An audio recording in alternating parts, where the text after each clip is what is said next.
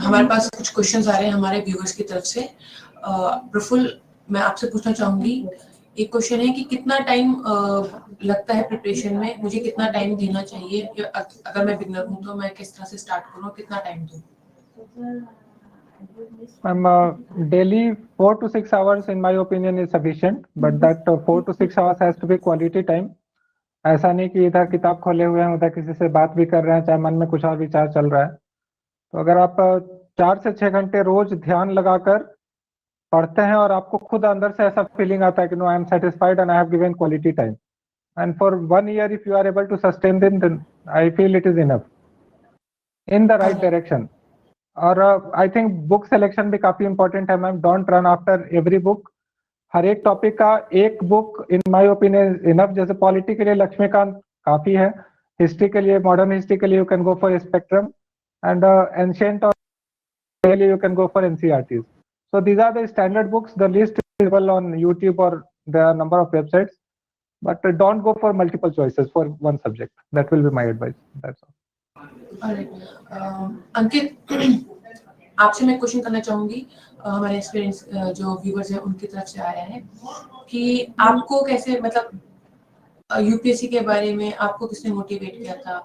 How did you decide कि आपको इसके लिए जाना चाहिए, because you were doing job, तो किसने आपको सजेस्ट किया था कि यूपीएससी के लिए, या how did this come in your mind?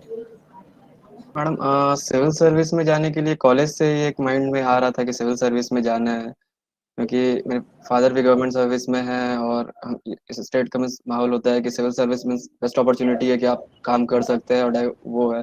तो जब हम कॉलेज में प्लेस हुए तो इसलिए कॉर्पोरेट फील्ड का सिर्फ एक्सपीरियंस लेने के लिए गए, और वहाँ जाने पर रियलाइज़ हुआ कि मैम वो काफ़ी पर्सनली मैम वो मेरे लिए एक मोनोटोनस लाइफ था, और हम इधर एक्सप्लोर कर सकते थे। और क्योंकि उसका साइड इफेक्ट ये होता है कि मैक्सिमम नहीं होता मैडम, लेकिन इस फील्ड में 1-2 साल में आप इतना सब्जेक्ट पढ़ने के बाद मैम एक नॉलेज मीन्स जो एक मीन्स जब हम कॉलेज में थे या फिर उस फील्ड में रहते तो इतना नॉलेज नहीं हो पाता। तो ये सारे प्रोज एंड कॉन्स करते हुए मैडम हम रिजाइन किए, और जब इस फील्ड में जब आ गए तो मैडम एक पॉइंट के बाद लगता है अब सेलेक्ट होना है मैडम। तो क्योंकि आसपास आप सर्विस वाले को देखिएगा, काफ़ी स्टूडेंट रहता है, तो मैडम ये सब सोच के मैडम इस फील्ड में हम कंटिन्यू कर रहे हैं, और ये सब फैक्टर है जो सस्टेन कर रहे हैं मैडम कि हम नेक्स्ट अटेम्प्ट के लिए भी अब रेडी है अगर इस बार नहीं भी होता है तो।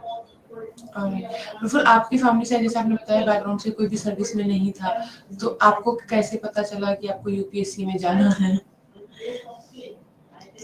Ma'am, from the perspective of beginners I would say कि मैं जब कॉलेज में था तो क्या सोचते थे, everyone wants to achieve the pinnacle of the career. तो जो भी फील्ड हम चुनना चाहें, हम चाहते हैं कि we want to be best at that. तो civil services offers that opportunity, no doubt.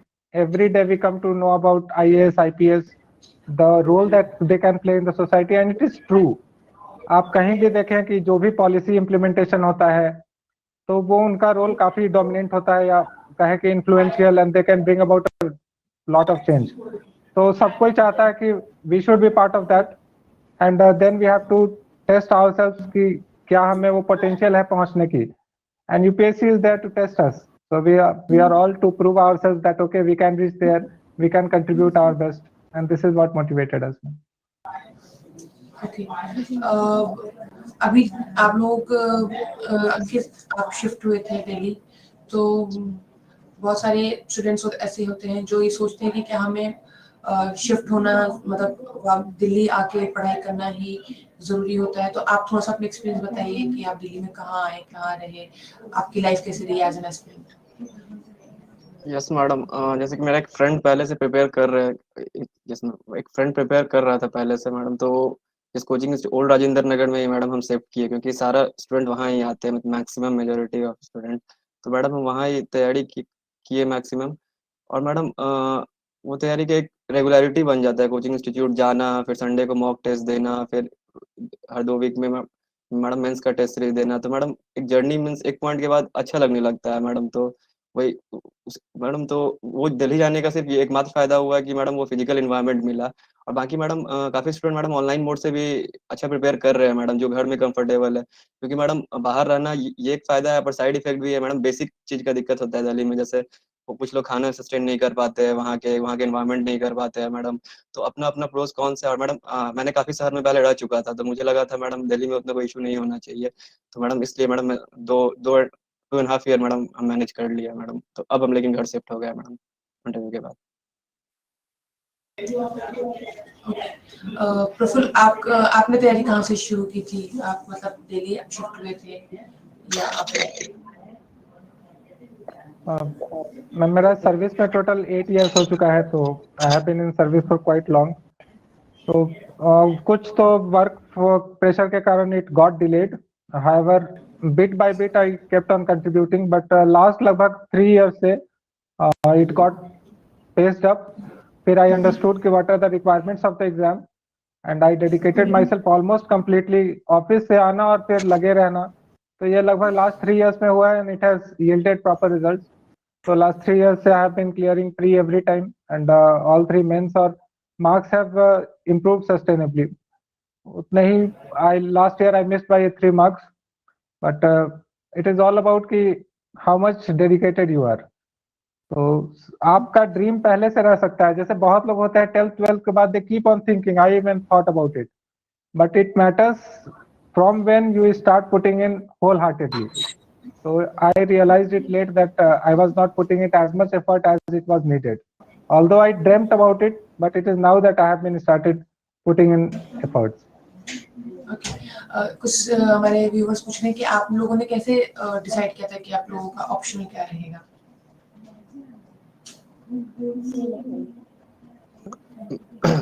Yes madam, जैसे कि मेरा कंप्यूटर साइंस था कॉलेज में और CSIT, तो मैडम मेरा तो ऑप्शनल था नहीं, तो वो सब्जेक्ट का कोई बात नहीं था मैडम। तो उसके बाद मैडम हम सीनियर से कंसल्ट किए, तो उन्होंने मुझे बताया कि अगर लैंग्वेज पे कमांड है तो कोई भी आप लैंग्वेज सब्जेक्ट ले सकते हो, क्योंकि मैडम उन्होंने बताया जैसा सोशियोलॉजी PSIR ये सब में आपको मीन्स क्वेश्चन उतना टफ नहीं रहेगा, टेक्निकल साइड नहीं रहेगा, लेकिन आपको लिखने का कैपेबिलिटी होना चाहिए। और मैडम तो टेक्निकल साइड में, और मैडम ऑप्शनल में मैंने लास्ट में इकोनॉमिक्स और ज्योग्राफी फिल्टर किया था, तो मैडम ज्योग्राफी का मैक्सिमम सब्जेक्ट ओवरलैप कर रहा था GS से, तो मैडम ये सोच के मैम ज्योग्राफी पे गए मैडम। लेकिन ज्योग्राफी का एक साइड है कि इफेक्ट ये मैडम है ये कि मैडम सिलेबस वास्ट है मैडम, उसके लिए मैडम एक लंबा मीन्स स्ट्रैटेजी चाहिए, और उसमें ज़्यादा हार्ड वर्क चाहिए madam compare to other subject में। तो फिर आपने किस तरह से डिसाइड किया था अपना option? I would say it was familiarity with the subject. GS के preparation में I came across कि क्या-क्या geography में है और interest. It is more about कि whether you are interested in that subject or not, and I developed a lot of interest. ये partly scientific भी है क्योंकि winds कैसे बहते हैं या क्या होता है उसका, so it is not about rote learning. You understand things and you can see it in day-to-day life. So I could correlate with what I am doing. So I developed interest towards it and I got inclined towards it.